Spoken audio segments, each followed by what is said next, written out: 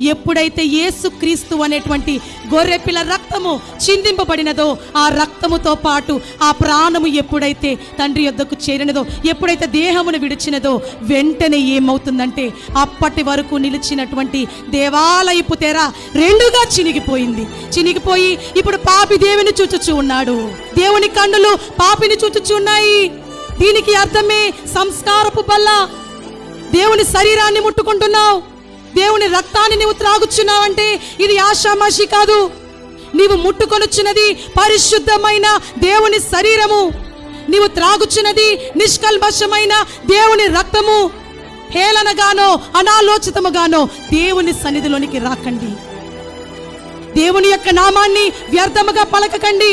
ఎందుకంటే తెర చినుగుటకు దేవుడు ఎంతో ప్రణాళికను చేసి తన కుమారుని సైతము ఈ లోకానికి పంపించాడు.